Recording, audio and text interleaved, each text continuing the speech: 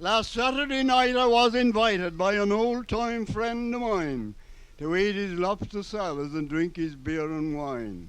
We drank a toast unto each other until the hour of two. Me head was a kind of shaky and me legs were shaking too. But anyhow, I staggered home and I think me prayers I said. Anyway, I was paralyzed when I got into bed. I dreamt I died and I went to heaven, met St. Peter at the gate, and found repentance for me was just a bit too late. You go out, St. Peter said, you know you can't come in. You know you have to suffer for that awful gluttonous of sin.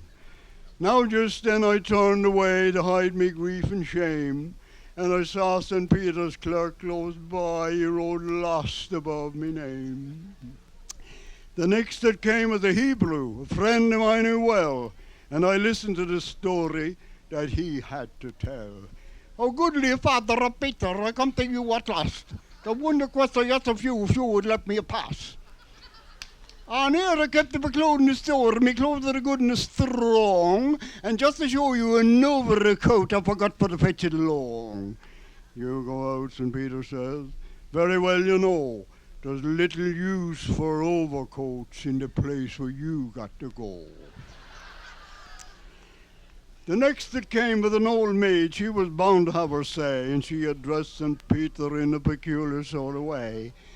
Oh, goodly Father Peter, I come to you at last. There's one question, just a few, if you would let me pass. Oh, blessed Father Peter, won't you let me in and give me a nice little place to myself away from those naughty men? You go out, St. Peter says, no angels have grey hairs. You got no sons nor daughters, so you cannot come in here.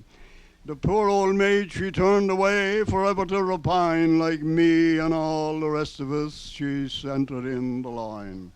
The next that came was Paddy, son of O'Larion's Isle, and he addressed St. Peter in a loving, gracious smile.